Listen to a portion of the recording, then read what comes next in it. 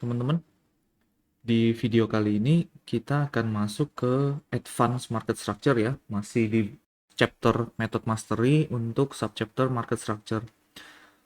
Nah, namun sebelum teman-teman masuk ke detail Advanced Market Structure, sangat direkomendasikan untuk teman-teman agar memastikan teman-teman sudah memahami materi sebelumnya ya, terutama di understanding basic market structure.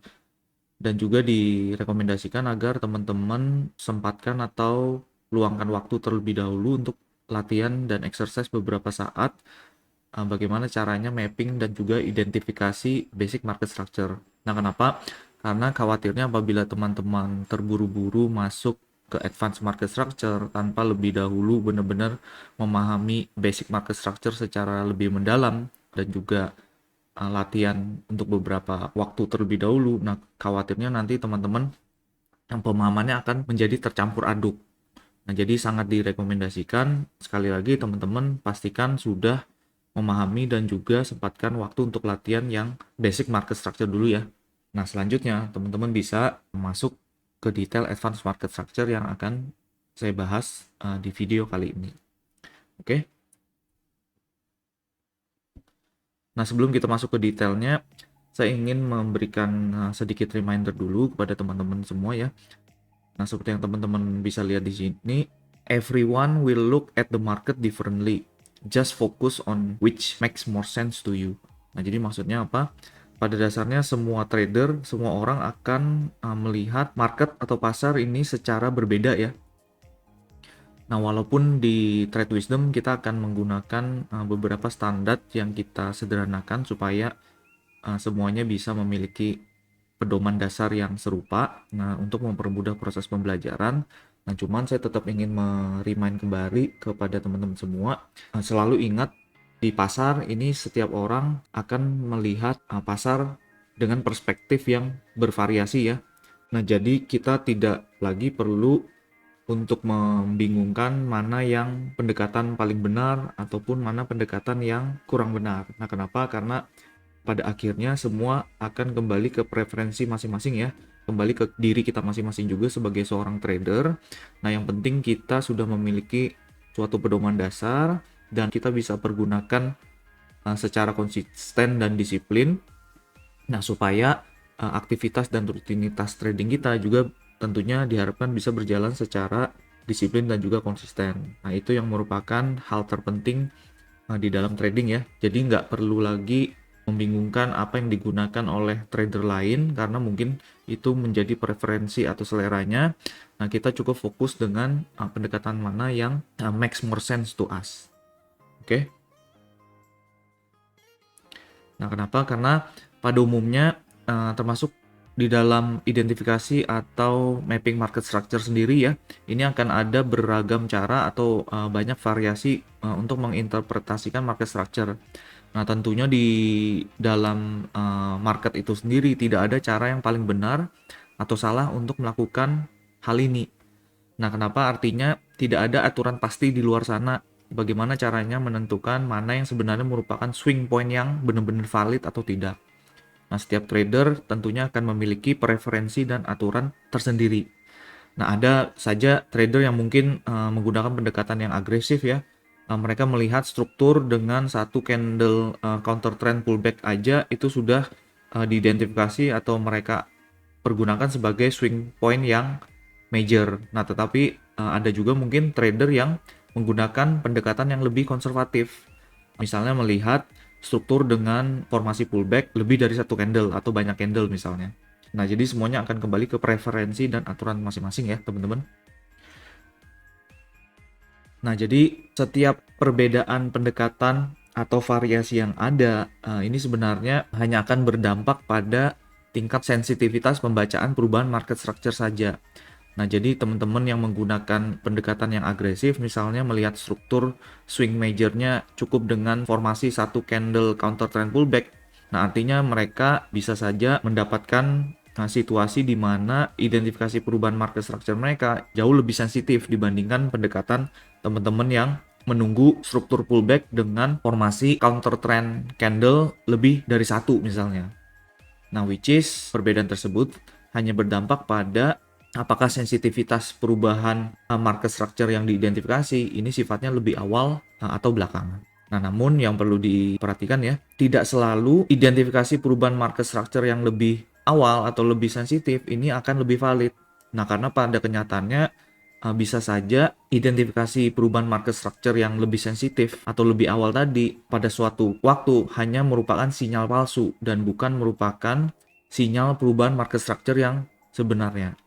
Nah, jadi yang terpenting adalah gunakan interpretasi kita secara konsisten dan tentunya tugas kita sebagai seorang trader adalah mengumpulkan sebanyak mungkin konfirmasi tambahan. Nah, tentunya untuk meningkatkan probabilitas apakah suatu perubahan market structure tersebut valid adanya. Oke, teman-teman, kita lanjut. Nah, jadi di advanced market structure, kita akan membedakan market structure ini menjadi dua tipe dasar. Yang pertama external structure, yang kedua internal structure. Apabila kita kembali ke video sebelumnya, ketika teman-teman belajar understanding basic market structure ya, nah semua konsep yang dipelajari di sana merupakan konsep yang sama dengan tipe market structure yang pertama, which is external structure. Nah, di advanced market structure kita tambahkan satu tipe market structure lainnya, yaitu internal structure. Nah, nanti detailnya kita bahas di belakang. Nah, intinya yang teman-teman perlu pahami dulu di depan, nah kedua tipe structure ini, external maupun internal structure ini masing-masing akan memiliki kelebihan dan kekurangan. Nah, ini semua tentang bagaimana kita menemukan keseimbangan di antara keduanya dan menggunakan masing-masing kelebihan dan kekurangan tersebut sesuai dengan kondisi tertentu di pasar. Nah, jadi nanti pada penerapan atau implementasinya ya, external structure dan internal structure ini akan saling melengkapi sesuai dengan kebutuhan dan juga antisipasi kita di pasar. Nah, namun perlu dipahami terlebih dahulu ketika internal structure ini ditembus ya, ini bisa memberikan sinyal awal atas potensi perubahan tren yang valid. Namun, kadang-kadang juga bisa memberikan sinyal palsu yang hanya bertujuan mengambil likuiditas untuk melanjutkan tren sebelumnya. Nah, kenapa? Karena sekali lagi yang namanya internal structure secara porsi ini juga sifatnya nanti akan lebih minor dibandingkan external structure. Nah, jadi di satu kondisi bisa saja penembusan internal structure ini bisa memberikan sinyal yang lebih awal dan juga valid sebelum perubahan major structure itu benar-benar dikonfirmasi.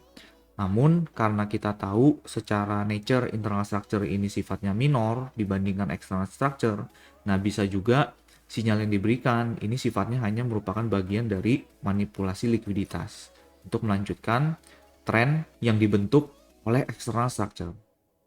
Nah, nanti kita bahas detailnya lebih lanjut. Nah, di sisi yang lain, ketika kita menunggu sampai external structure ditembus, ini bisa membantu menghindari sinyal palsu atas potensi perubahan tren yang ditunjukkan lebih awal oleh penembusan internal structure. Nah, namun di kondisi yang lain, ketika kita menunggu sampai external structure ditembus, kadang-kadang hal ini juga bisa memberikan sinyal yang terlambat. Artinya, perubahan tren yang diidentifikasi ketika internal structure ditembus lebih dahulu, nah ternyata itu berlanjut juga sampai menembus external structure. Nah, makanya di dalam penerapan atau implementasinya, eksternal maupun internal structure ini nanti akan saling melengkapi. Oke. Nah, kita masuk ke detail ya. Nah, jadi yang pertama untuk external structure, secara definisi hanya ada satu jenis struktur di dalam tipe ini yang juga kita akui sebagai yang namanya major structure. Nah, struktur ini biasanya akan lebih mudah dikenali dengan pengamatan secara sekilas dengan mata. Nah, kenapa? Karena umumnya karakter swing yang terlihat ini dominan atau signifikan.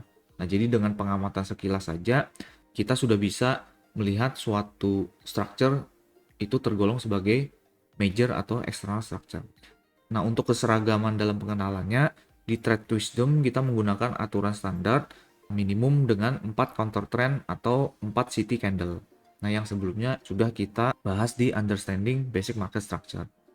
Nah, jadi untuk yang namanya external atau major high, itu adalah high yang diikuti dengan minimal 4 counter trend candle atau 4 candle pullback. Untuk external atau major low, kebalikannya. adalah low yang diikuti dengan minimal 4 counter trend candle atau minimal 4 pullback candle. Nah, penggunaannya external structure ini kita gunakan untuk identifikasi major swing high atau low ya di dalam pergerakan harga yang tentunya akan menjadi pedoman pembacaan struktur pasar kita secara umum. Apakah struktur tersebut adalah bullish atau bearish. Nah, jadi kita menggunakan external atau major structure ini untuk menentukan bias utama atas pergerakan harga, bullish atau bearish, uptrend atau downtrend.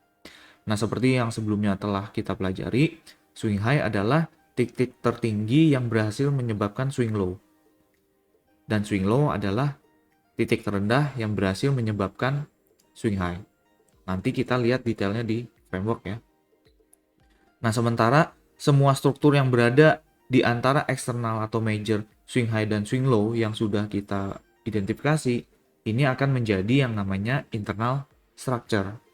Nah, jadi makanya kenapa teman-teman direkomendasikan untuk bisa memahami basic market structure atau external structure terlebih dahulu dan sempatkan waktu untuk latihan sebanyak-banyaknya. Nah, karena apabila teman-teman sudah benar-benar paham yang namanya external structure, nah untuk memahami internal structure secara lebih detail, teman-teman hanya melanjutkan dari pemahaman yang sebelumnya sudah dibangun di understanding basic ataupun yang juga kita akui sebagai external structure.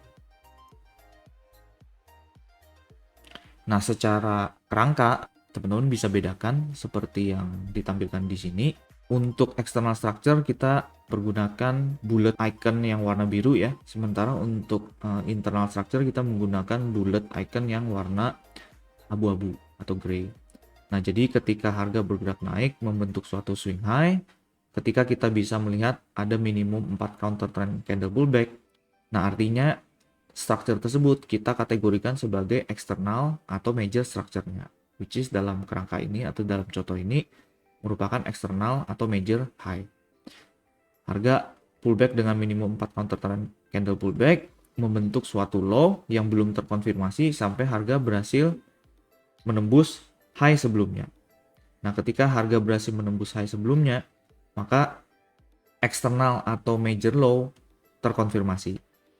Nah, sampai harga meneruskan pergerakan harga lebih tinggi.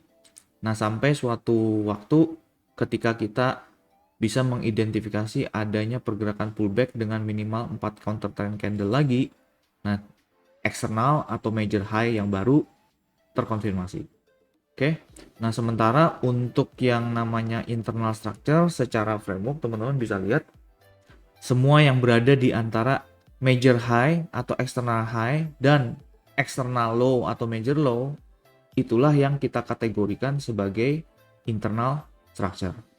Oke, teman-teman, sekali lagi saya ulangi, ketika teman-teman sudah bisa mengidentifikasi yang namanya eksternal atau major high dan low, nah semua structural point yang berada di antara eksternal atau major high dan juga eksternal atau major low itulah yang kita kategorikan sebagai internal structure.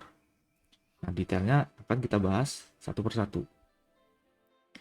Nah, jadi untuk internal structure sendiri secara lebih spesifik kategori ini akan kita bedakan menjadi dua jenis struktur yang dapat digunakan untuk tujuan tertentu. Yang pertama adalah minor structure atau minor structure, yang kedua adalah substructure. Nah, perlu diingat teman-teman tidak harus secepatnya menggunakan internal structure di dalam trading plan teman-teman ya. Nah, kenapa?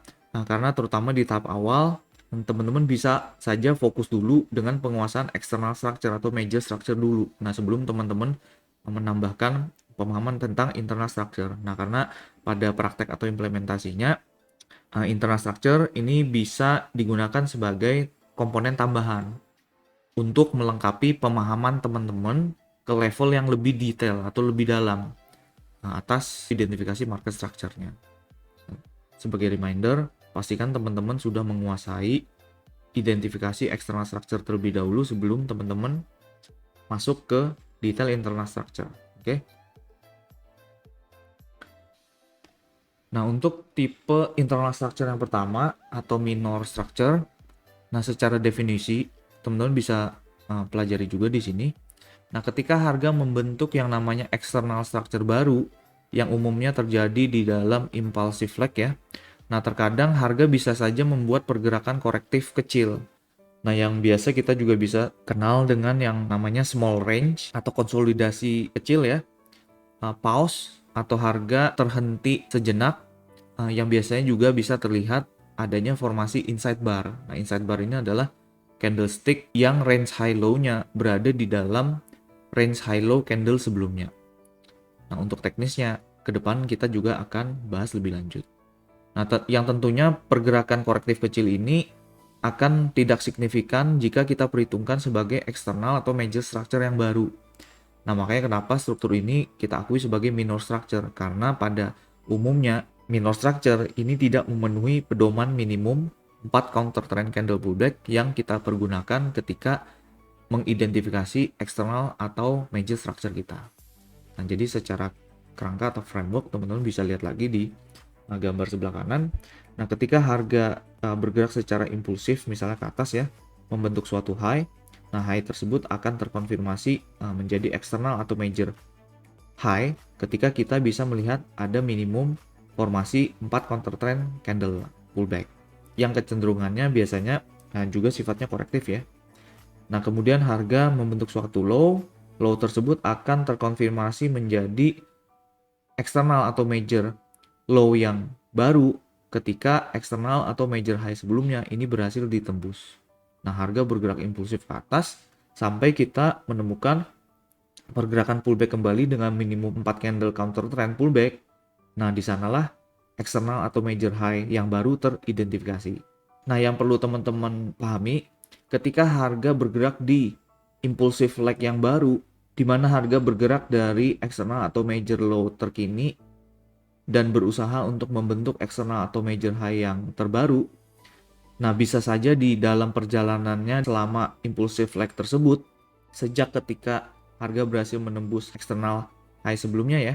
Nah, bisa saja harga menunjukkan adanya pergerakan sideway kecil atau little pause atau terhenti sejenak. Nah, which is pergerakan tersebut tidak memenuhi aturan minimum 4 counter trend candle pullback. Nah, makanya semua formasi korektif atau pullback kecil tersebut itulah yang kita kategorikan sebagai minor structure. Oke, teman-teman. Nah, untuk tujuan penggunaan atau identifikasi minor structure sendiri, ini kita bisa pergunakan untuk identifikasi supply demand zone atau range tambahan di sepanjang impulsive lag dari external structure terkini. Nah, di mana harga cukup potensial untuk bereaksi ya. Nah, sebelum melanjutkan bias atau momentum sebelumnya, which is dalam pendekatan pro trend atau follow trend. Nah, jadi apabila teman-teman lihat gambar yang di sebelah kanan lagi, nah misalnya harga bergerak dari high membentuk low kemudian break higher. Secara structure ini harga menunjukkan bullish market structure.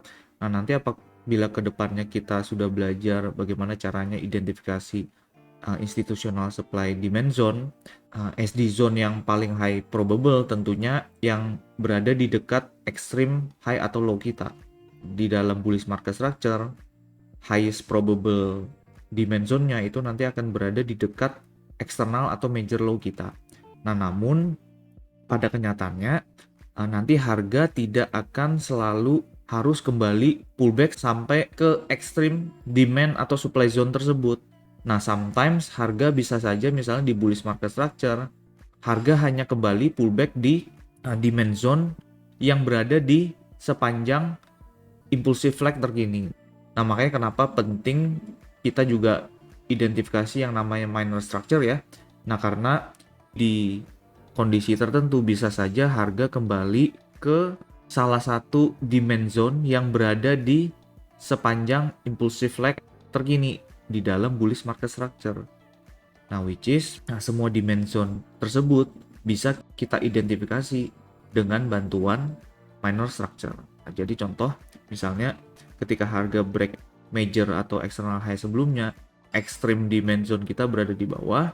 Nah, ketika harga menunjukkan pergerakan korektif kecil di sepanjang impulsive lag terbaru dengan menggunakan bantuan identifikasi minor structure, Nah, nantinya kita bisa mengidentifikasi adanya demand zone tambahan yang bisa kita pergunakan sebagai area perhatian terdekat untuk mencari peluang bullish continuation, misalnya di dalam bullish market structure tadi.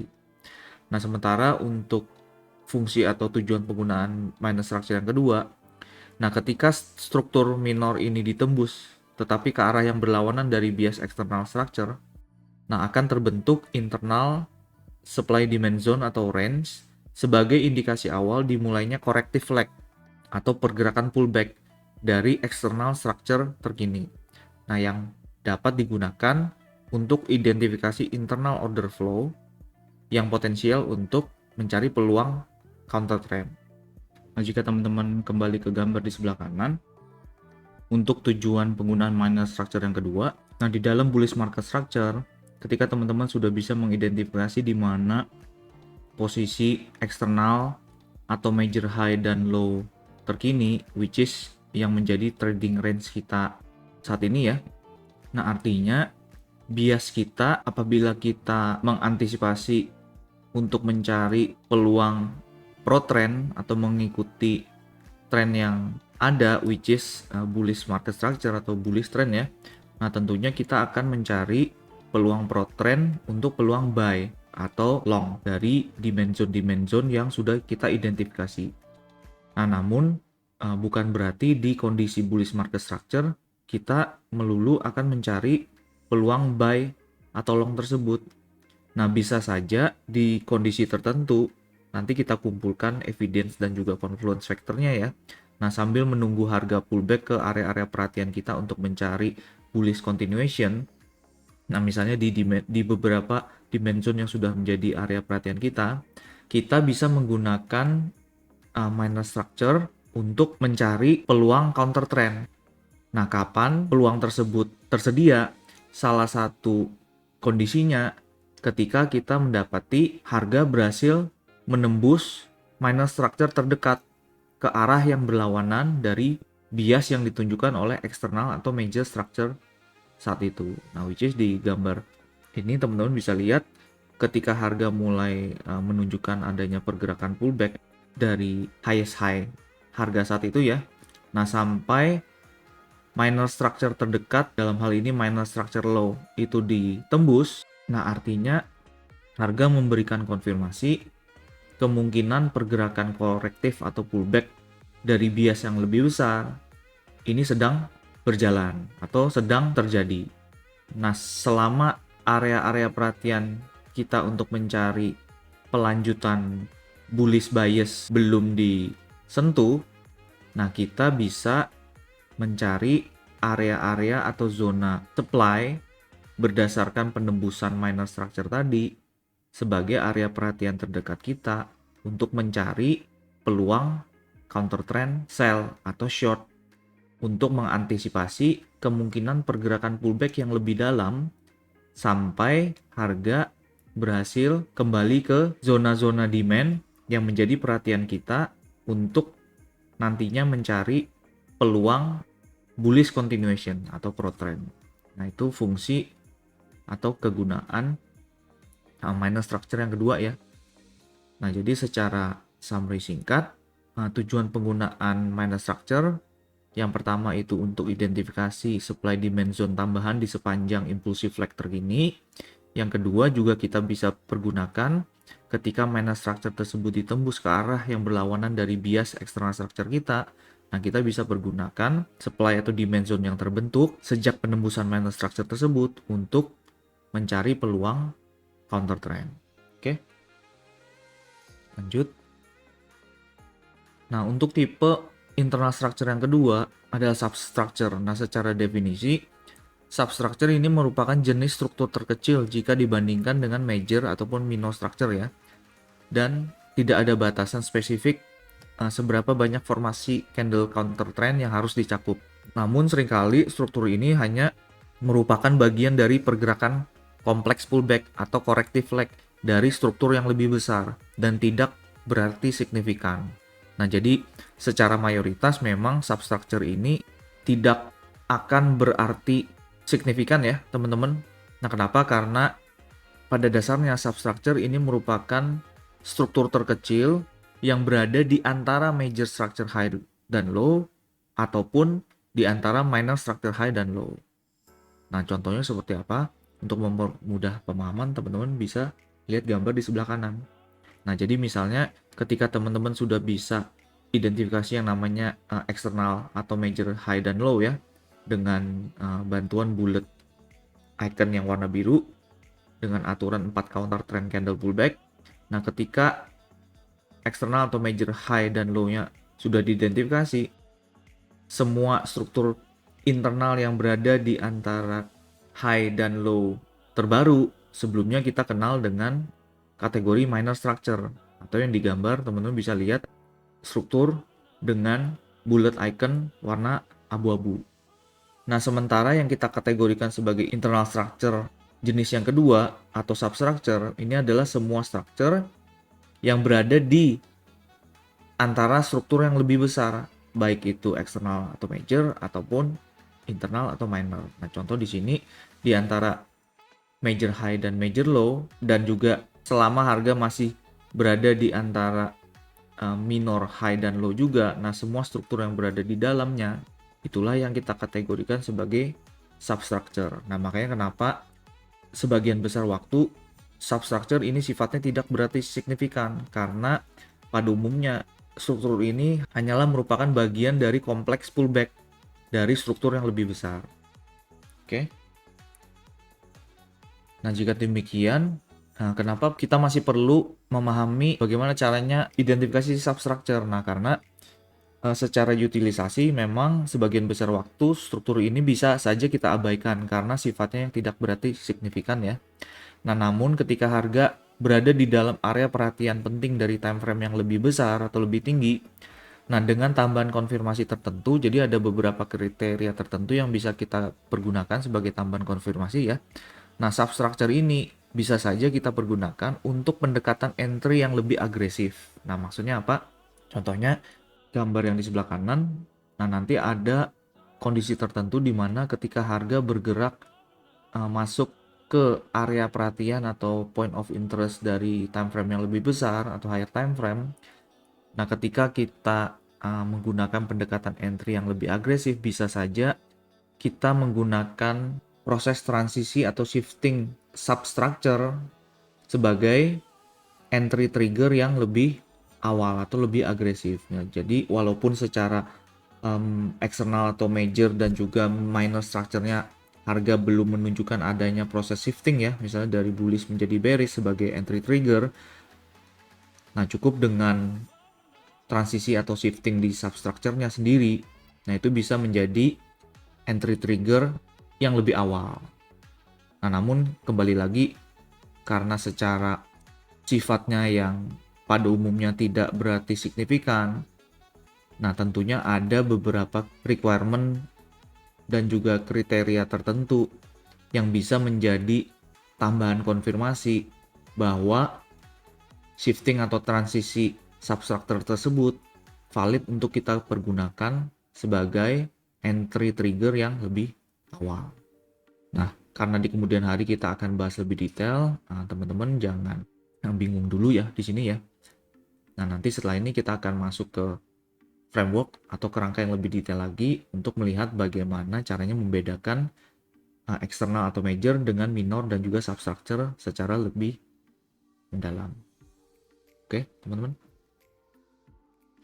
Nah, sebelum kita masuk ke framework, nah untuk kedepannya, untuk mempermudah penggunaan ya, nah teman-teman bisa menggunakan pedoman dasar berikut bagaimana caranya memberikan label atau penamaan break of structure dari ketiga jenis struktur yang sudah kita pelajari di Advanced Market Structure. Nah, jadi untuk eksternal atau major structure, teman-teman bisa tetap menggunakan garis putus-putus atau dashed line dengan label BOS ya, atau break of structure. Nah, artinya ini untuk menandakan terjadinya penembusan struktur eksternal atau major, high atau low.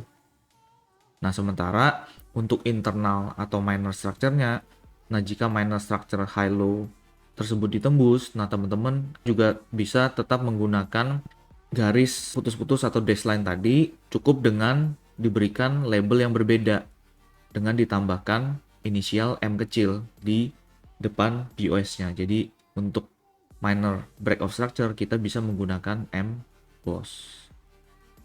Sementara untuk internal yang jenisnya substructure, teman-teman bisa pergunakan labeling dengan inisial S kecil ditambahkan di depan BOS-nya atau kita sebut dengan SBOS, sub break of structure. Sementara ini minor break of structure.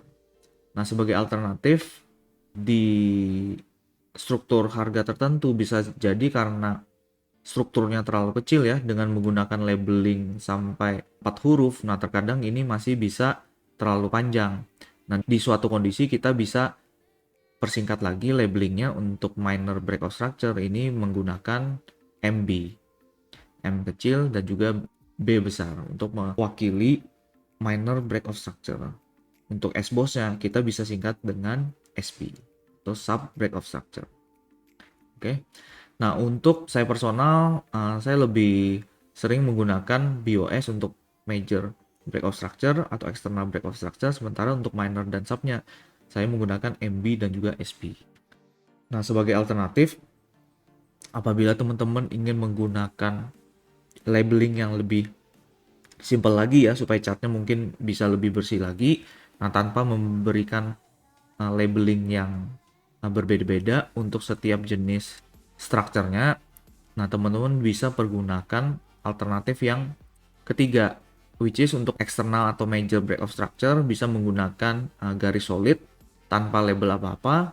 Nah, sementara untuk semua internal break of structure-nya cukup menggunakan garis putus-putus tanpa label. Nah, artinya teman-teman bisa membedakan di chart masing-masing ketika melihat ada penembusan structure yang ditandai dengan solid line. Nah, itu artinya merupakan eksternal atau major break of structure. Sementara semua yang menggunakan garis putus-putus atau dash line ini mewakili terjadinya internal break of structure tanpa dibedakan apakah itu minor atau sub.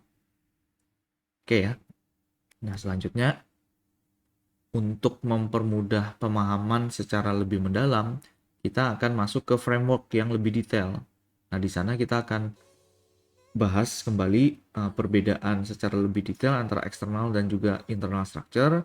Kemudian ketika kombinasi eksternal dan internal ini sudah kita pergunakan, nah bagaimana caranya kita mengidentifikasi kapan shift of market structure yang valid itu terkonfirmasi. Nah, kemudian kita akan lanjut ke pemahaman bahwa internal structure di suatu time frame, which is di higher time frame, umumnya merupakan external structure atau major structure di time frame yang lebih kecil atau lower time frame. Nah, ini sebagai tahap awal sebelum kita masuk ke materi berikutnya di multi time frame analysis. Nah, jadi penting buat teman-teman untuk bisa membedakan mana yang disebut sebagai eksternal ataupun internal structure dan juga hubungannya ketika kita sudah masuk ke multi time frame analysis. Jadi semua internal structure di time frame yang lebih besar atau higher time frame pada umumnya itu akan merupakan eksternal atau major structure di time frame yang lebih kecil. Oke. Nah, setelah itu diharapkan teman-teman bisa coba sempatkan waktu kembali untuk latihan beberapa saat, melanjutkan latihan mapping basic market structure yang sebelumnya sudah dilakukan. Nah, teman-teman lengkapi kembali dengan tambahan mapping internal structure-nya, minor ataupun substructure. Oke, teman-teman, kita lanjut ke framework ya.